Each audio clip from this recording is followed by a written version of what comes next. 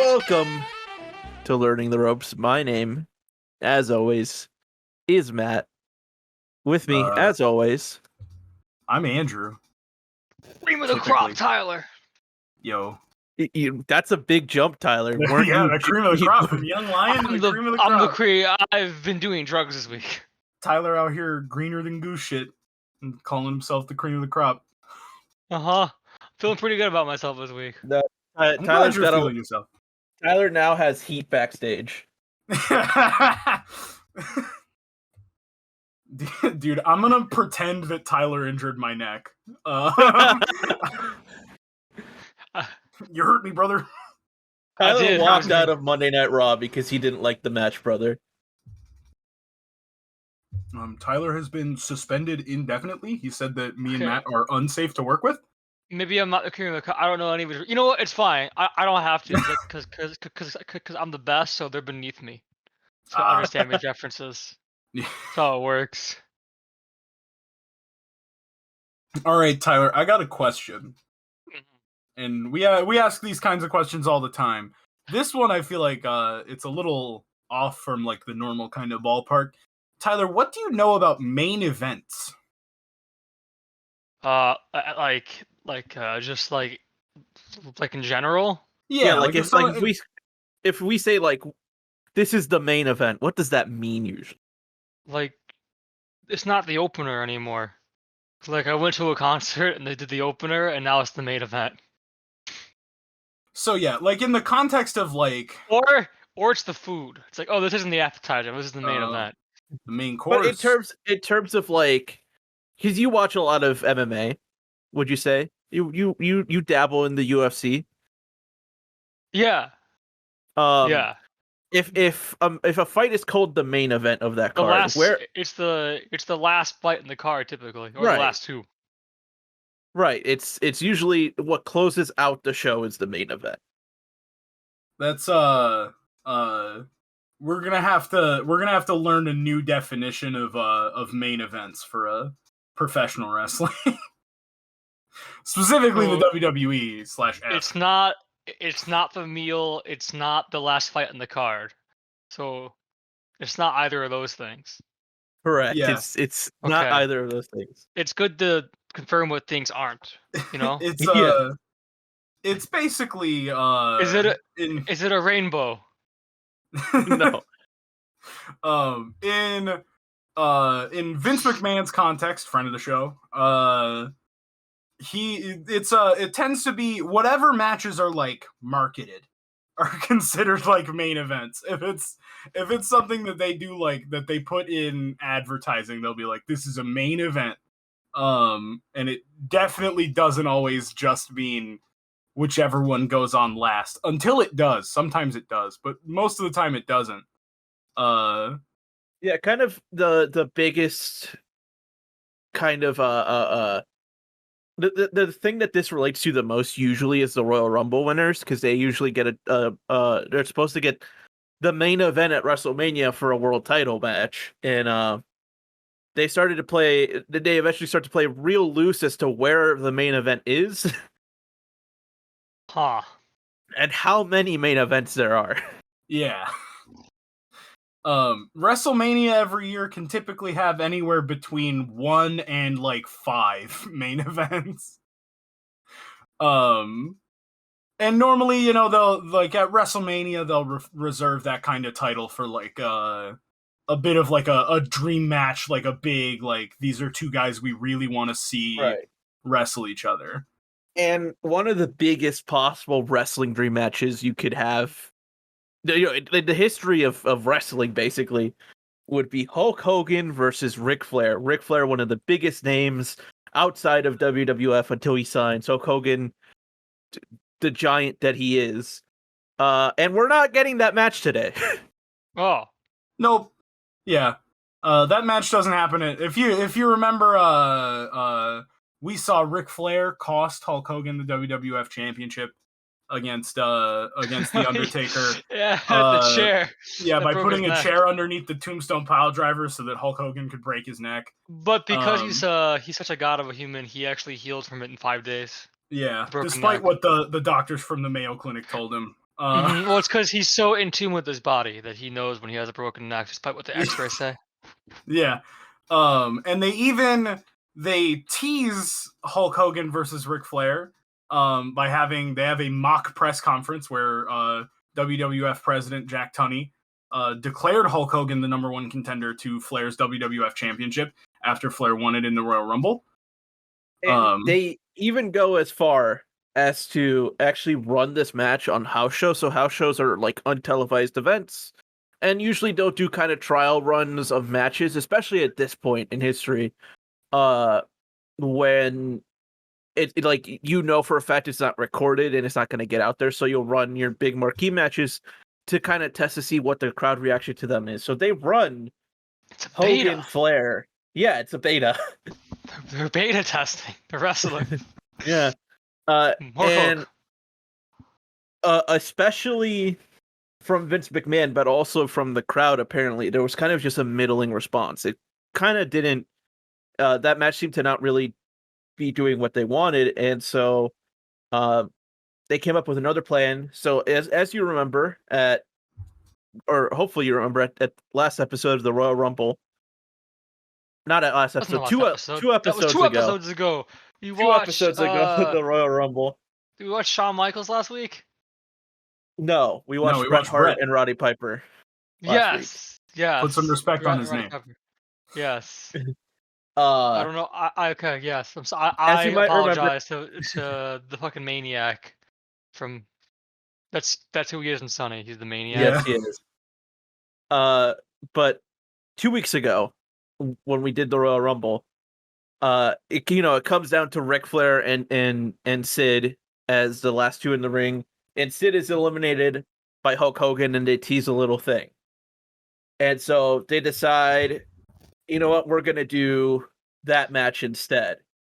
We're gonna do Sid Hogan at WrestleMania and have Flair do something else. And actually, that match at WrestleMania 8, Hogan versus Sid, actually ends up being billed as Hogan's last match. Like ever? Yeah.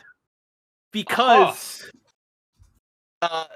they want to get him off screen because of a little thing known as the steroid scandal that was starting to start up. Oh, yeah. Yeah, I can see how you would want that man off screen. He's a walking test tube.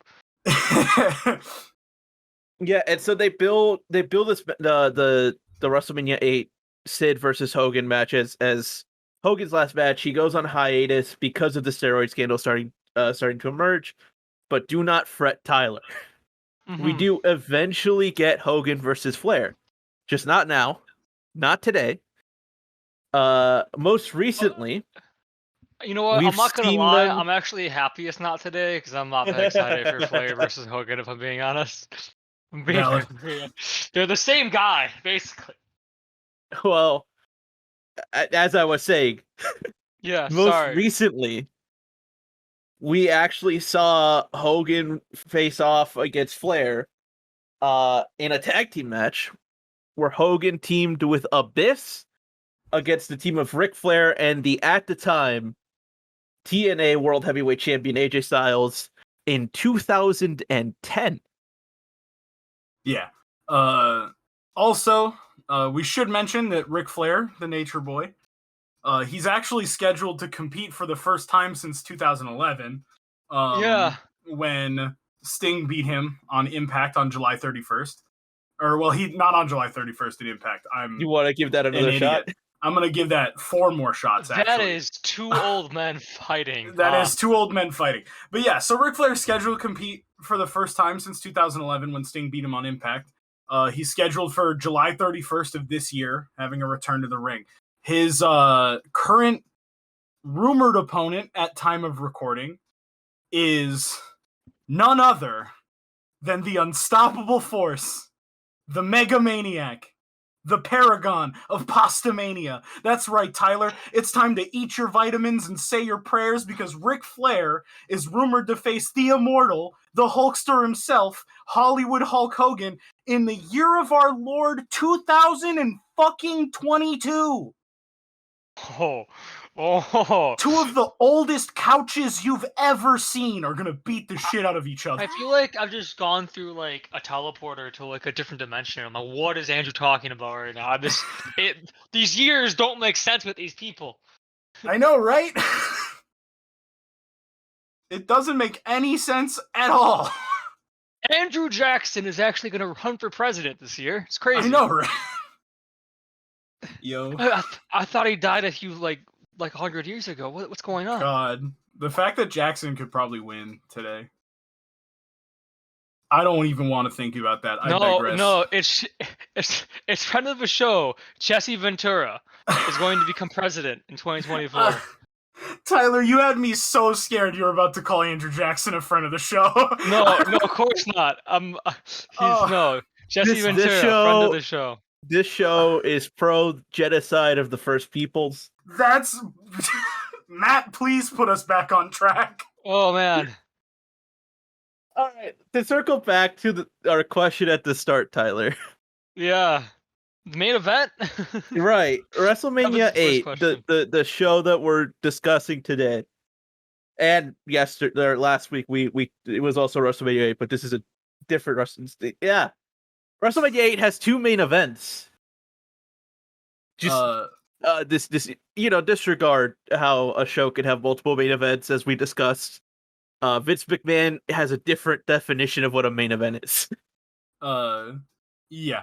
One of the main events, the one that actually goes on last, is Hulk Hogan versus Sid Justice for nothing. No belt on the line. It's just two blonde guys that are jacked. And they're gonna beat the shit out of each other. For personal reasons. The other, WWF champion Richard Flair. That's not his name.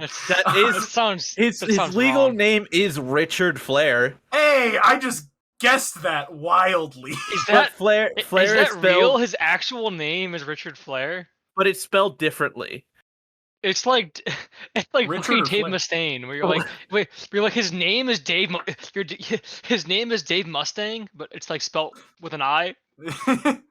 His real name is Richard Morgan Flair. Flair spelled Fliehr instead of Flair as in Flair. So he was always going to be a star, is what you're saying. Yes. Always. From birth, it was destined. Much like if you remember Ricky Steamboat from episode 2, his real name is Richard Blood. Dick Blood. Yeah, it's me, Dick Blood. I feel like calling him Dick Blood does a disservice to the name Richard Blood, like. But I digress. It's gonna be WWF champion Ric Flair versus Macho Man Randy Savage, and that's gonna be our focus for this week. Oh man, okay. So they end up deciding on throwing in Savage instead of Hogan in this match, and then having Hogan do that other match. And kind of to build the match, what they do is they have Ric Flair reveal that he totally for real actuals had past relations with Miss Elizabeth. He's totally not lying.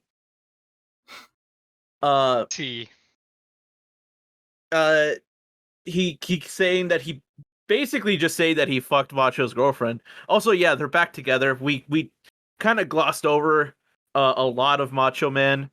But last we saw him was the Mega Powers exploding. And we saw him in the Royal Rumble too. Right, but he in like a main. I know what you mean. I was just trying to be like, look at my knowledge. My knowledge is expanding. Big brain Tyler, look at him. Big brain. Yeah, so cream of the crop. That's me.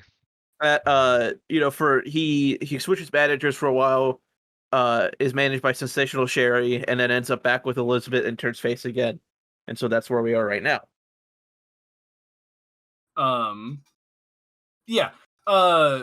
Did he actually have sex with Miss Elizabeth? Fuck no, not even close. But what they do, Mr. Perfect, who hangs out with Ric Flair, and Ric Flair threatened to basically leak Elizabeth's nudes.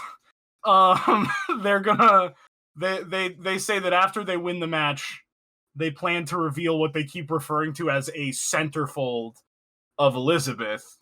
So basically their plan is like, hey, I'm gonna beat Macho in the main event at WrestleMania, and then I'm gonna show the entire crowd what his lady looks like naked. And A, that's fucked up. And two, gross. But Savage, he aims to vindicate Elizabeth and take away what makes Flair tick as a person, the WWF World Heavyweight Champion. And Savage wants to call himself the real World's Champ after beating Ric Flair. Now, Tyler, this match, we're going to hype it up just a little bit. Mm-hmm, mm-hmm. It is considered by a lot of people a GOAT WrestleMania match. It ends up on a lot of the top 10 lists of WrestleMania matches. It's kind of considered a match of the match of the decade contender for 1990. And in an interview afterwards, because we've talked about Savage and the way that he meticulously rehearses matches before.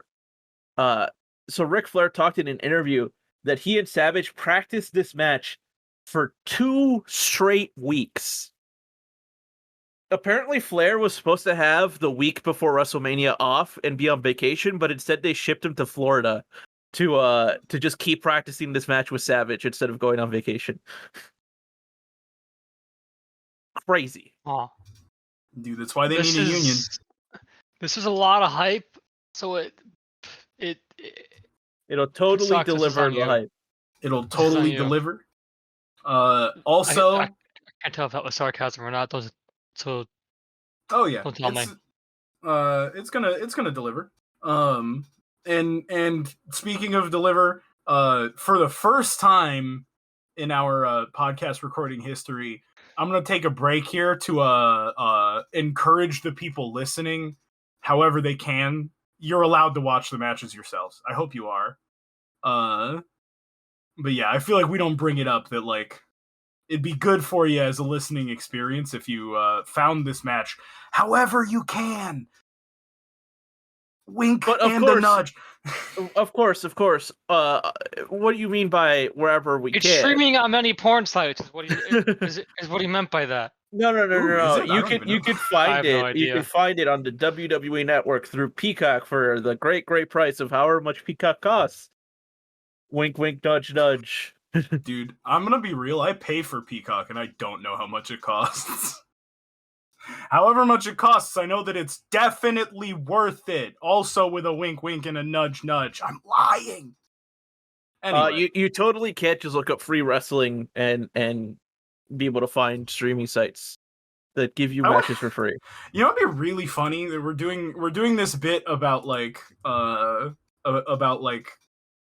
watching the match like on Peacock. I'm just gonna look it up real quick because the WWE does upload a lot of matches on YouTube for free. And so I'm gonna look up to see if they uploaded the full thing. They didn't, so it's okay. Yeah. I just thought it'd be really funny if this was the one we picked. And it's like, yeah, this one's just on YouTube. Anyway, before we go to watch the match, just one last thing. Of course, remember, support Jesse Ventura for president. Anyway, we're gonna go take a break to watch this match. All gonna take our Adderall right now.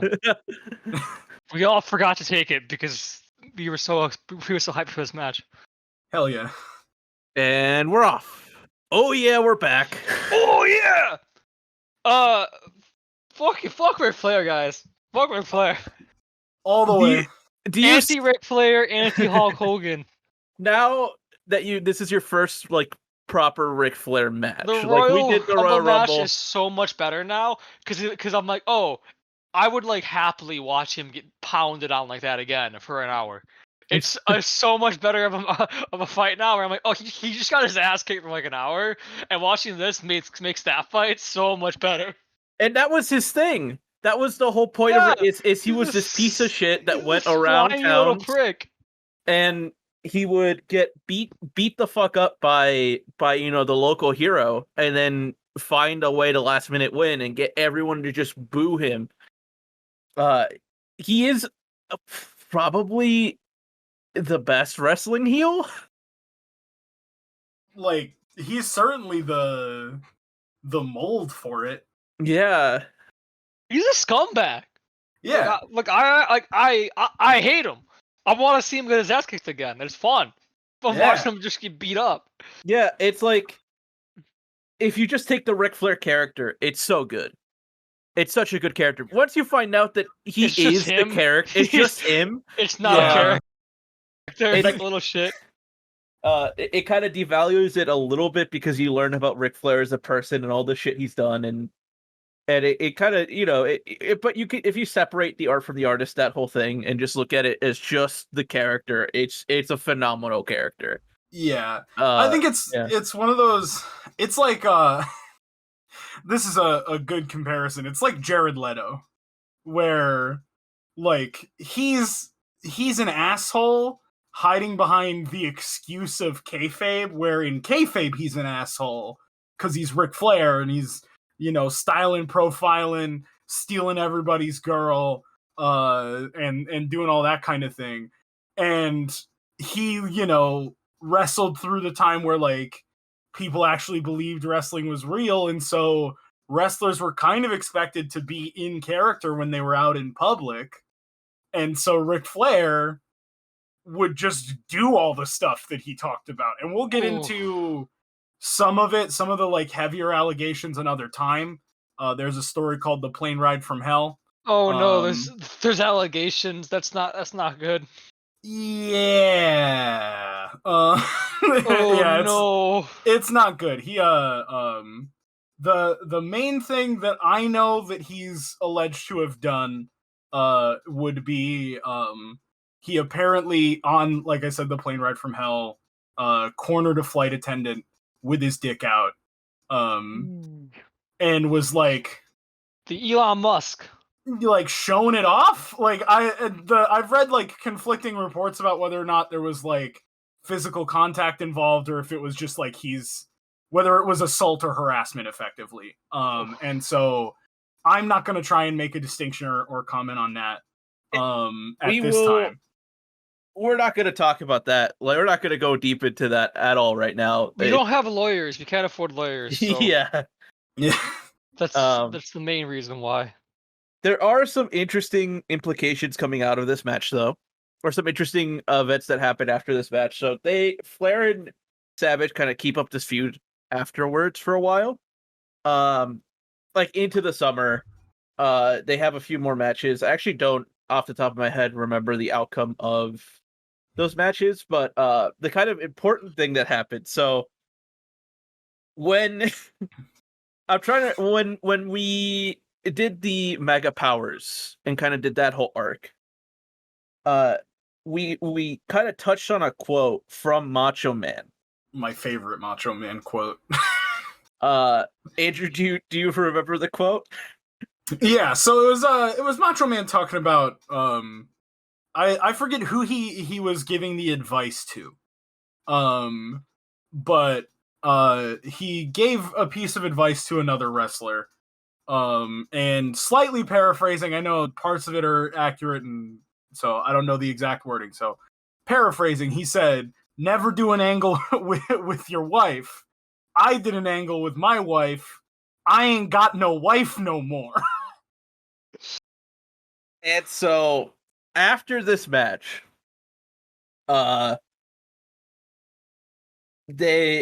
Savage and Elizabeth in real life separate. This is the angle. What?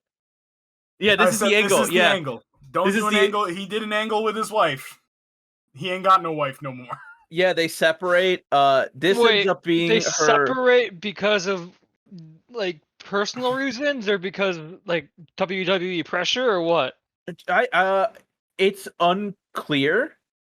Savage definitely for sure was like, because of working together, we just it like destroyed the relationship. Okay. But yeah, so they separate. And this is the last. So WrestleMania 8, this match that we just did, is her last major pay-per-view appearance in the United States. She does make her final WWF appearance at the UK Rampage pay-per-view, which we're not gonna touch on really. There's this, we don't like the British here. Anti-British show. In April, so just a little bit after this, and then they finalized their divorce in September of 1992, and Elizabeth just disappears off screen. Huh. So they kind of dropped the whole angle of Flair's alleged relationship with Elizabeth. They just kind of drop it, and they still keep wrestling each other, but they just drop that after Elizabeth's final appearance, and yeah, they just drop it. Huh. It's kind of fucked up. A little bit. Yeah. I think from what I'm aware of, it was like, yeah, like Matt said, Macho Man says that like doing this angle, like the angle is in and of itself like a fictional kayfabe strain on their relationship, and apparently that led to legitimate strain, according to Macho Man. Otherwise, I've never heard an explanation why. I've never in my life heard that like any management in the company pressured them to separate or anything like that. So it's just a thing that happens to people. Also, since this is, I guess, the last time we're gonna see Miss Elizabeth, I'm gonna throw my hat in right now. She's not in the WWE Hall of Fame yet. Somebody should fix that. I'm just dropping that take. Yeah. Somebody should fix that. We can't fix that. Friend of the show could fix that. Yeah, friend of the show, Vince McMahon. Fix that. Yeah, fix that. Miss Elizabeth, Hall of Fame. Otherwise, though, match is kind of a jam. I think it's pretty alright. Solid. Yeah. Tyler. Yes. Did you see anything in the match that you don't think you were supposed to notice? Ric Flair's ass crack, saw that. Yeah, I didn't want to see that either. I don't want to see that. I feel like I'm being like quizzed now. Saw a lot of cool suplexes. But I think we're supposed to see those. Those were sick as fuck. Those were all super sick. Yeah, they were good. I really like the bump when Ric Flair goes up to the top rope and Randy Savage like comes up and catches him by like the trunks and like his neck and like tosses him. Still my favorite is like at the start of the match, Macho Man goes to the moon. He rockets out. Oh man, we should get him a space program. Fuck NASA, all right? Get whatever that guy's on. Yeah.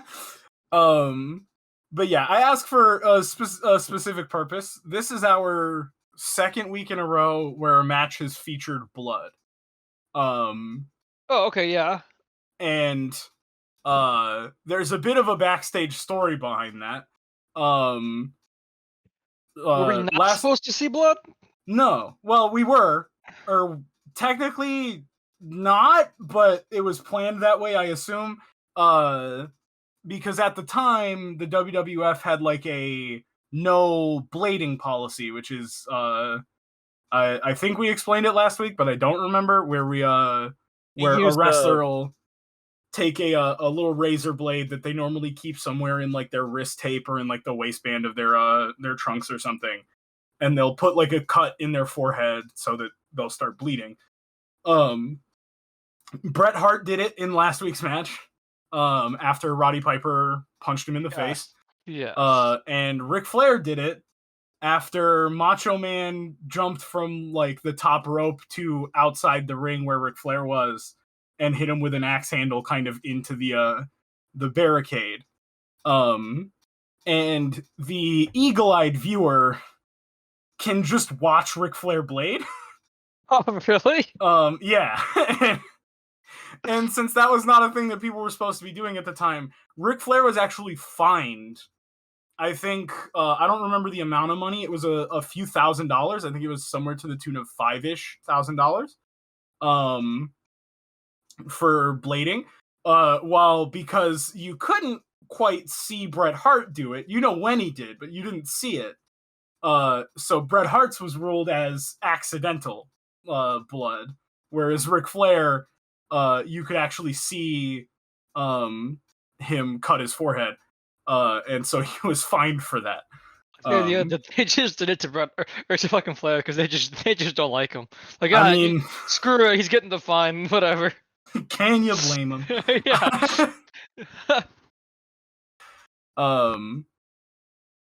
Also, yeah, Ric Flair, never took a shortcut, never cheated a day in his life. Oh, never. Did get some, did get some aid from some help or no? Well, he got the chair and the fucking like little things, right? The like hand things.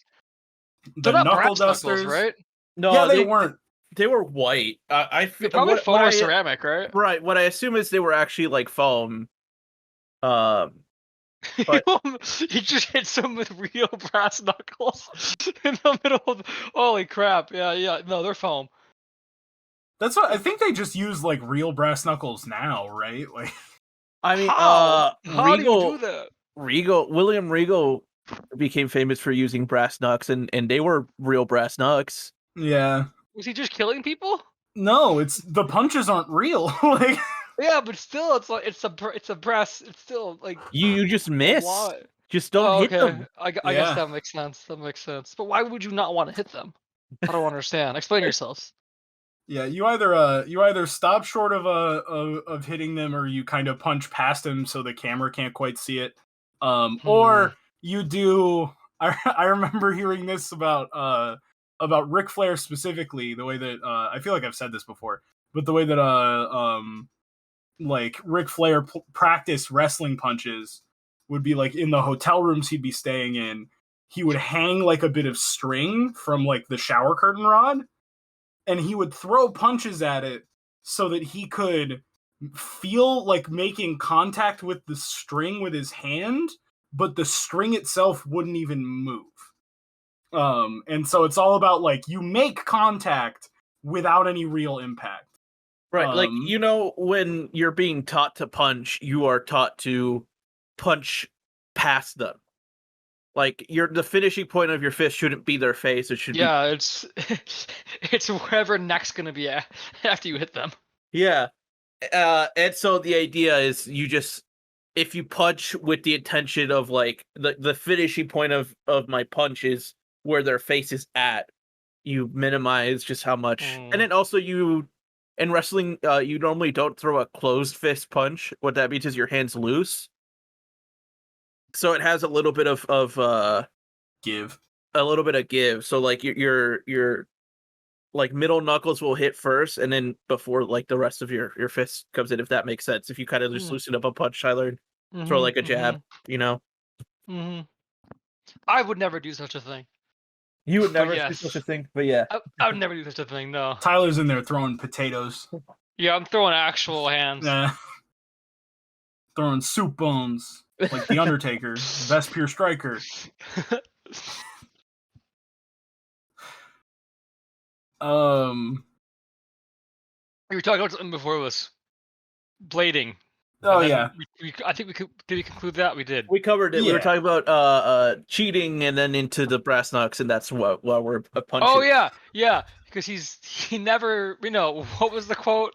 Never took a shortcut. Never took a shortcut. Yeah. Ric Flair never took a shortcut. Ric Flair, who's now referred to as the dirtiest player in the game. Oh, what a slimy little weasel. Yeah. So, what are your thoughts then of Ric Flair? We'll eventually get to more Ric Flair. This is kind of the last we touch on him in the WWF. He ends up leaving, I believe later that year. I'm gonna double check my facts before I say anything. Actually, in 1993, he leaves. So this is his last full calendar year. He's not in WWE for really long. He's in there for a year and a half ish, basically. So from middle of 91 through 92 into January of 93. Is his entire tenure in the WWF, whatever. We'll eventually circle back and cover Prime Flair. Like I'm gonna name drop a little bit because Tyler doesn't know who these people are. Mm-hmm. But like we'll get to the Four Horsemen. We'll get to his feuds with in NWA with people like Dusty and with Dusty Rhodes and all those people later. Well, yeah. Yeah. You know what I think is a mark of Ric Flair's heel status? You definitely do not give a fuck that Macho Man grabbed a handful of his trunks to pin him. Oh, no, you don't. Like the Savage cheats to win and you still are like, yeah, good. Yeah. Good on Savage. And then Ric Flair goes backstage and cuts a promo about how like and Mr. Perfect talks about how he's never taken a shortcut or whatever, and like your only response is "fuck you." Yeah, like, slimy dirtbag. Yeah. He's at his best when he's down. Oh, I thought of another fun fact. Nearish to the end of this match, Miss Elizabeth actually, who didn't come out to the ring with Macho Man, she actually comes down the aisle mid-match. And there are a few different guys in suits who are like kind of trying to get her to not come down and interfere.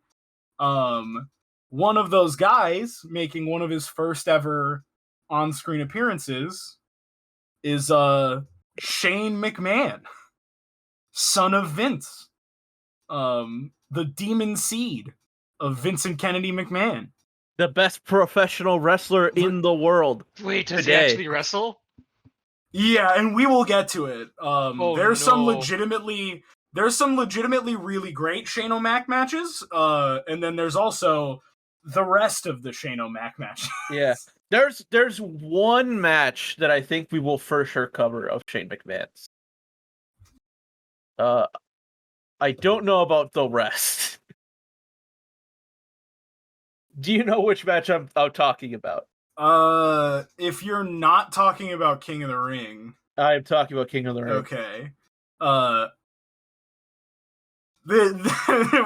We'll cut this because I think there's a couple more we'll probably end up watching. But yeah, basically Shane McMahon, he started as, this is now rambling about Shane McMahon's history, but he started, Vince was making him be part of like ring crew where he would set up and take down the ring before and after events. And then he eventually moved up to being able to do some stuff on screen, acting as like a backstage person. He eventually has like a shortish tenure as a referee, before Vince eventually actually lets him wrestle. But yeah, so this is just a fun fact. This is one of the first times he's shown up. And he's present for the post-match altercation between... Oh, we didn't talk about that yet. Yeah, that's what I was gonna segue into that. Jesus Christ! Yeah, what a post-match. What'd you think of the post-match brawl, Tyler? Holy crap! They just held Macho Man down and just teed off on him. That wasn't a brawl. It was they were trying. He was in the wrong hood. And they jumped him. Yeah. They were just killing him. Yeah, they hold Macho Man down, and make like almost no effort to stop Ric Flair and Mr. Perfect from beating the shit out of him. Oh, they just kill him. Was there a reason for that? Like outside of like what was shown on screen? Why they would hold Macho down and not? Yeah. Oh wait, we talked about it a little bit. How he could like who's his title or whatever. He could technically. There's all sorts of like you can make up so many kayfabe reasons for why it would look like that. Like yeah, in theory, it's like oh, if Macho Man goes too far off the deep end after the match, like he could be stripped of the title. Like all of those kinds of things. Like they could straight up have just been like, you know, Macho Man won the championship, and so we're gonna hold him down, because I guess he was also a little bit slightly more aggressive towards Ric Flair than Ric Flair was towards him at first. Even though an elephant in the room here, Ric Flair steals a kiss from Miss Elizabeth. And that's putting it in a lighter term than, you know. Yeah. He stole a kiss like how friend of the show Tio Brando steals a kiss. Okay. Yeah. You thought your first kiss would be with Macho Man Randy Savage. It was the idea. It was me. But it was me, Ric Flair. Kono Rikta. Oh man! You just made me choke on my drink. Kono Rikta. Our JoJo Bizarre Adventure fans in the audience. This one's for you. Absolutely. And if you're not a JoJo's Bizarre Adventure fan in the audience, fix that. Fix it, yeah. But yeah, so post-match brawl and then a couple of post-match promos. Best post-match promo ever from Macho Man. Literally the best. Unironically, it was really good. I actually really liked that promo. He was just going off. You want to know what's also funny? I don't know if you like thought about this when we watched the post-match promo from Macho Man. Friend of the show, Mean Gene Okerlund. He asks Miss Elizabeth a direct question. And then Macho Man just hands her the belt and sends her away. This is yours. Yeah. He's like, this is yours. Take it and go. Take it and go. She just doesn't get to answer the question. Oh. We'll never know if Miss Elizabeth felt vindicated. Because we don't see her again. Yeah, I hope she did. Well, does she feel vindicated if she gets a divorce from the man who's trying to save her honor? I mean, hey, honor defended, and then she gets the fuck out. You know, job done. But yeah, I think actually both of them cut pretty good promos backstage. As gross as Ric Flair kind of was. Oh, that was the best one. He's just like beat the shit, and he was like, "I actually won. I'm the real winner." Just covered in blood. You did it once. As all his homies are just there, like also beat the shit. It's like, nah, we actually won. We totally. Yo, if my friend Craig was here, you would have been dead. All right. Dude, if he had Arn the Enforcer, dude. That's a joke Tyler's not gonna get. He needed the rest of the Horsemen with him. Yeah. Yo, if I had my friend Kevin with me, no one's gonna get that reference. He needed I'd call my friend Kevin. He needed Arn in his Glock, Matt. Yeah, he did. Yeah. He needed Arn and his son Glock Anderson. we for sure. I'm gonna call the shot now. When we get up to like more current modern time, we have to watch the Glock promo. Oh, for sure. It's insane. I won't even spoil it. But Arn Anderson has a Glock.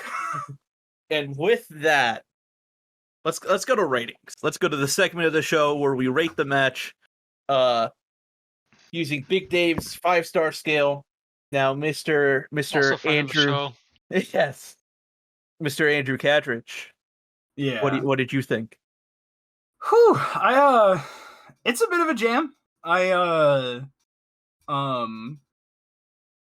don't know if I would put it over like Brett and Piper. But it was a very good time. I'm gonna give this one. Before you does this hold up to the accolades it's given? Before you give the number, If you're gonna call it a contender for the best match of the decade, the 1990s has a lot of like potentially best match all time contenders in it. So I'm gonna go with no, though it is very good. Would I understand top 20 of the 90s? Sure. Would I understand if it was like bottom end of top 10 of the 90s? Sure. Any higher than that, I don't quite see it. That said, I think I'm going to give this one 3.75. 3.75. Yeah, that's understandable. I also don't think it really holds up as a greatest of all time match or match of the deck. Like you said, there's so many good matches in the 90s that we're gonna get to. I can understand it being in the top 10. I think, like, kind of just thinking about it. And I think I'm gonna rank it a little bit higher than you. I'm gonna go for the solid 4 stars on this match. Tyler, I'm gonna, I think, do the same as Andrew. 3.75. It had a lot of action. Yeah. Did you think, because we gave it a little bit of hype? Did it hold up to the hype or not? I think so. I think so. There was a lot of stuff happening in the match. Yeah. It was good. There was good pacing.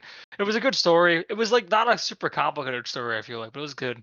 Right. Obviously, your frame of reference for the 90s would be different than me and Andrew's, which is why I wanted to see your think about everything else that we watched from the 90s so far, where this stacks up against that.